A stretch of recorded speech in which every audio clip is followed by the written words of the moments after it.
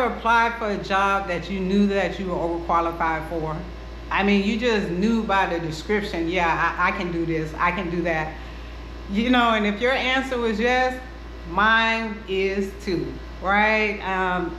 And that's exactly what happened when I applied for my first job after leaving the military after 21 years.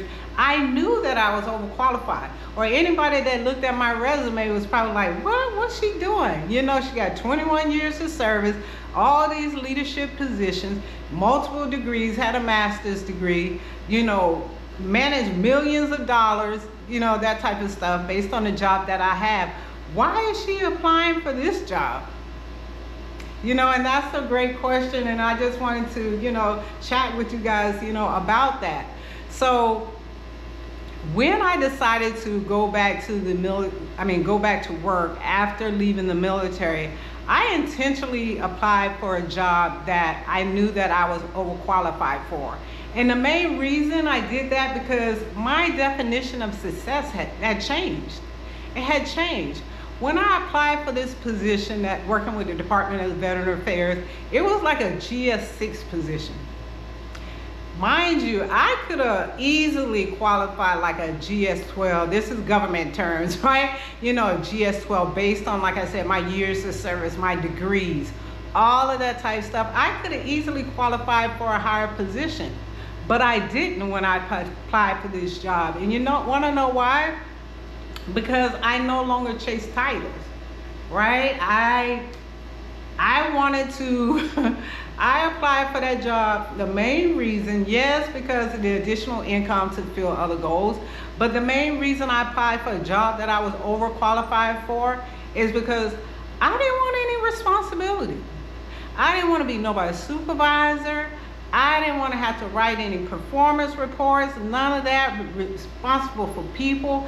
I just wanted to come in and do my job.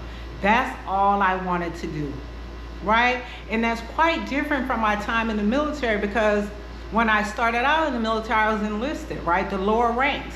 And it became a point that I decided to stay in. It was about 8 years in.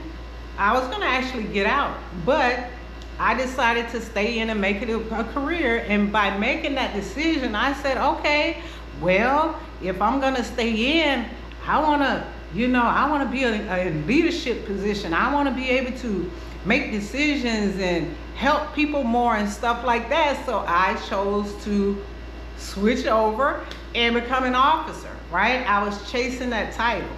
I wanted to be a military officer. So I went from like a sergeant. When I switched over, I was an E6. I was a tech sergeant, Air Force, and became a lieutenant. So if you know anything about military rank, officers has more responsibility, right? The status, the dignity, whatever have you. I wanted it, and that's why I did it. But once I retired and took that year off, I realized I'm not trying to hear all that. That's one thing about the military. When you get out the military, they don't care about your rank, and neither did I. Right? And your rank can maybe come into play when you're applying for jobs and stuff like that, but other than that, you're just like anybody else on that job. They don't care if you was captain such and such or chief such and such. You're just like anybody else. And that's what I wanted. I wanted to be like everybody else. I didn't want to be looked at because, my rank and stuff like that. Titles no longer meant the same things to me as they did before. And like I said, I didn't want the responsibility. I was tired of,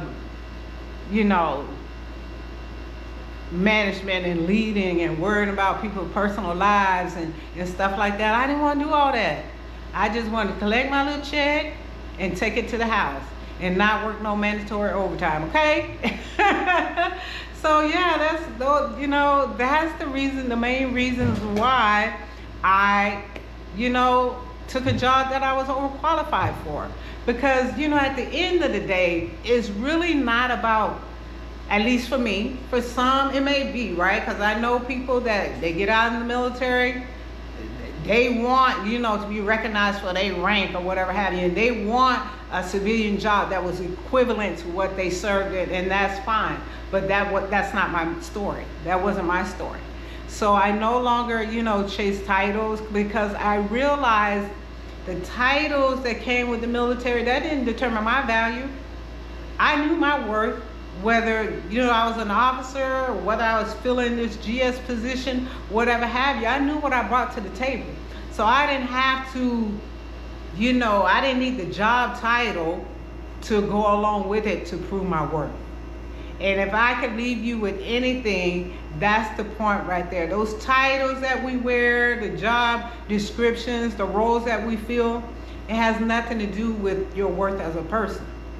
And once I realized that, I can take whatever job I want to. I would be just as happy over Walmart, being a Walmart greeter, right? Because I know my worth.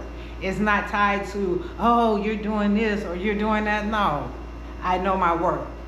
So knowing that, are you chasing titles with the job that you're in, or the jobs that you're looking for or applying to? Does title and status still matters to you? And if it does, that's fine, right? That's totally fine. But if you never took the minute to think about it, maybe you should.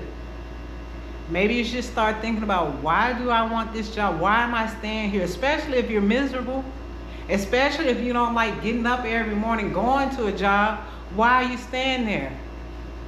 Why are you staying? And don't let it be because of the money. Think beyond the money. If the money wasn't an issue, why are you staying? Is it because of the title? Is it because of the status? I would love to know in the comments. So with that, I'll holler at you guys next time.